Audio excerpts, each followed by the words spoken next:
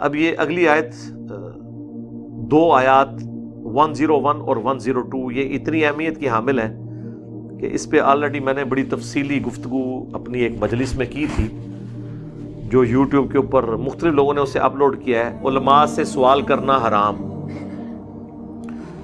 سوال جواب کرنا حرام، یعنی علماء جب آپ ان سے پوچھتے ہیں نا کہ بھائی یہ جو آپ کے عقیدے ہیں، جو جن اعمال پہ آپ چل رہے ہیں، یہ لکھا کہاں ہوا ہے، تو اکثر آپ کو علماء کہتے ہیں نہیں، اور زیادہ سوال بھی نہیں کرنے چاہیے تھے، اللہ نے منع کیتا ہے۔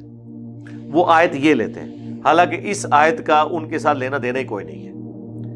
یہ آیت اسپیسیفکلی ان سوالات کے بارے میں ہے جب قرآن نازل ہو رہا تھا، پیغمبر کو تنگ نہ کیا جائے۔ اللہ کو بہتر پتا ہے کہ کون سی بات پیغمبر کے ذریعے امت تک پہنچانی ہے، کون سی بات کو ان اٹینڈڈ چھوڑنا ہے، کون سی چیز شریعت کا حصہ ہے، کون سی نہیں ہے۔ جس طرح سورۃ البقرہ میں آیا، حضرت موسیٰ علیہ السلام نے انہیں کہا تھا گائے قربان کرو۔ جب اللہ یہ حکم دے رہا ہے کہ گائے قربان کرو تو بات ختم ہو گئی، کوئی گائے لی جائے اسے قربان کر دیا جائے۔ لیکن انہوں نے کس طرح بال کی کھال اتاری، وہ پورے کا پورا ایک وہ گائے والا واقعہ کس طرح کی ہو، پھر کرتے کرتے انہوں نے اتنی اپنے اوپر قدغن لگوا لی، اینڈ پہ وہ اس کلر کی، شوخ زرد کلر کی، جو آج تک کبھی حل میں نہ جوتی گئی ہو، وہ انہوں نے لب کے پوری اس ریاست سے جو ایک گاں ایسی ملی، وہ بھی ایک غریب عورت تھی، اللہ نے اس کی لاٹری لگانی تھی تو اللہ نے وہ ساری شرائط بتائی جو اس میں ملی، اس کا رنگ کس طرح کا ہو، وہ کس طرح کی ہو۔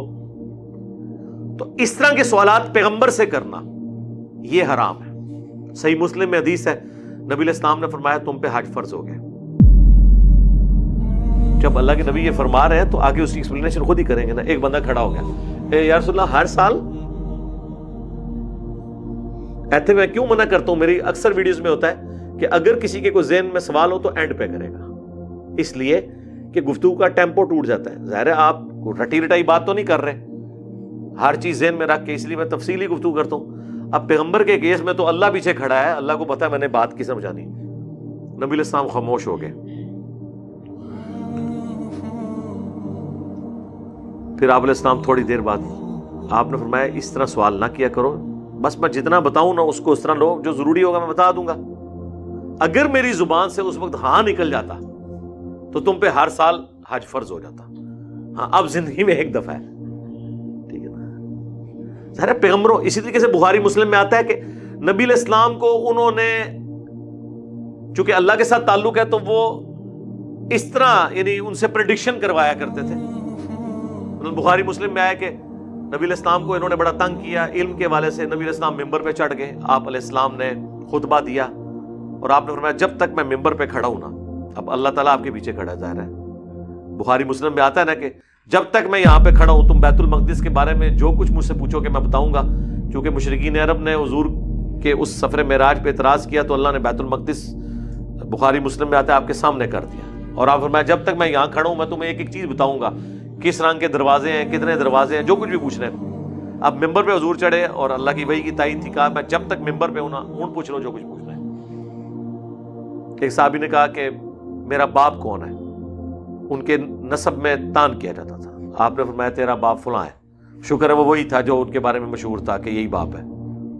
بعد میں اس کو خیر ڈانٹ بھی پڑی اپنی ماں سے کہ زمانے جاہلیت میں تو کوئی ایسی شریعت کی پابندیاں ظاہر ہے کوئی فالو نہیں کرتے تھے، تو اگر کوئی ایسا ویسا معاملہ ہوتا تو نے اپنی ماں کی عزت نیلام کرنی تھی سب کے سامنے، ٹھیک ہے۔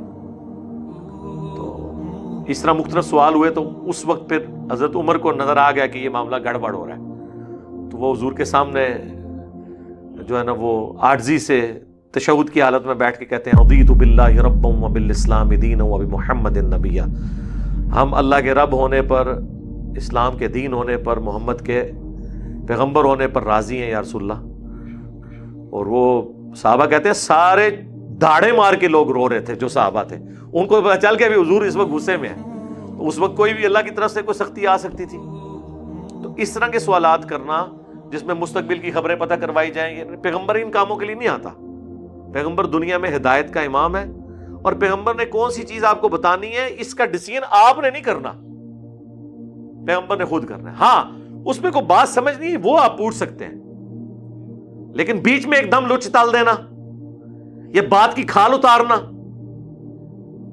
یہ چیز منع ہے۔ سختی سے منع ہے۔ سوال تو وہ سکھایا گیا حدیث جبریل میں، نبی علیہ السلام سے آ کے حضرت جبریل علیہ السلام نے جو بخاری مسلم میں آتا ہے انسانی شکل میں سوال کیا ایمان کے بارے میں، اسلام کے بارے میں، وہ تو ایک جنرل ہے کہ اسلام کے بارے میں کو پوچھے۔ جب نبی علیہ السلام کو بادشاہ فرما رہے ہیں اس میں بال کی کھال نہیں اتارنی،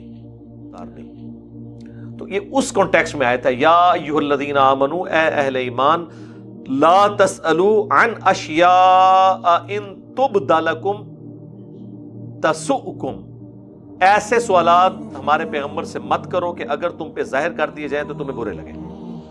یعنی اگر کوئی شخص اس کے نسب میں تان ہے اور وہ حضور بات بتا دے کہ واقعی صحیح ہے، تو آؤٹ آف ویڈ لاک پیدا ہوا ہے، تو پھر کیا ہوگا؟ اسے برا لگے گا کہ اچھا لگے گا؟ برا ہی لگے گا۔ تو نہ اس قسم کی سوالات کرو۔ وَإِن تَسْأَلُوا عَنْهَا حِينَ يُنَزَّلُ الْقُرْآنُ، اور اگر تم سوال پوچھو گے اس دوران جب کہ قرآن ہمارے پیغمبر پہ نازل ہو رہا ہے، تو ظاہر ہے کہ اللہ اور پیغمبر کا ایک رشتہ قائم ہے۔ اس دوران آپ ایک سوال کرتے ہیں تو اللہ نے تو اپنے پیغمبر کے پیچھے کھڑا ہونا ہے نا۔ تُبْدَ لَكُمْ، وہ دیکھو تمہیں پھر بتا دیا جائے گا۔ عَفَا اللَّهُ عَنْهَا، اللہ تعالیٰ نے معاف کر دیا جو پہلے اگر کسی سے غلطی ہوئی۔ واللہ غفور حلیم، اللہ بخشنے والا ہے اور برداشت کرنے والا ہے، حلم والا ہے۔ قد سألها قوم من قبل، اس سے پہلے بھی ایک قوم تھی، یعنی کون؟ یہودی۔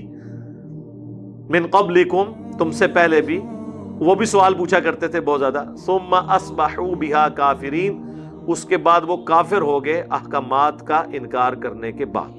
یعنی اللہ سے سوالات تو کیے پیغمبر کے ذریعے، لیکن پھر الٹیمیٹلی وہ شریعت کی وہ پابندیاں وہ برداشت نہ کر سکے۔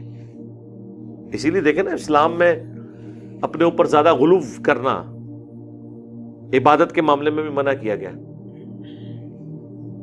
بخاری مسلم میں حدیث ہے، وہ 3 اصحاب جو حضور کی غیر موجودگی میں آئے، ایک نے کہا میں شادی نہیں کروں گا، ایک نے کہا میں پوری رات جاگوں گا، ایک نے کہا میں روزہ رکھوں گا۔ آپ نے پھر بلا کے ڈانٹا، فرمایا میں تم سے زیادہ میں اللہ کا خوف رکھتا ہوں۔ لیکن یہ چیز نہ تو اللہ تعالیٰ نے کوئی تم پہ عائد کی ہے، تم خواہ مخواہ اپنے اوپر اس طرح کی پابندیاں عائد کر کے اپنے لیے ایک مصیبت کھڑی کرو اور جس کو تم نبھا بھی نہ سکو۔ ایسا ہوتا ہے۔ اب اس طرح کے سوالات کی ایک مثال آپ کو بخاری مسلم ملے گی۔ عبداللہ ابن عمر بن عاص کہتے ہیں میں روزانہ روزہ رکھتا تھا، میں نے حضور کو جب بتایا، آپ نے فرمایا کہ روزانہ روزہ رکھنے والا گویا ایسا ہے جو روزہ رکھتا ہی نہیں ہے۔ تم نے اگر روزے رکھنے ہیں نا، تم مہینے میں 3 روزے رکھو، جو مہینے میں 3 روزے رکھ لے گویا وہ ہمیشہ روزہ رکھنے والا ہے۔ انہوں نے کہا یا رسول اللہ میرے میں اس سے زیادہ طاقت ہے۔ پھر آپ نے اور بڑھائے کرتے کرتے اینڈ پہ حضور نے کہا ٹھیک ہے 1 دن روزہ رکھ لو، 1 دن چھوڑ دو۔ ان کا یا رسول اللہ میں اس سے بھی زیادہ طاقت رکھتا ہوں۔ یہ بھی حضور سے سوال کر کے اپنے اوپر خود پابندیاں لگوا رہے تھے نا، ٹھیک ہے نا۔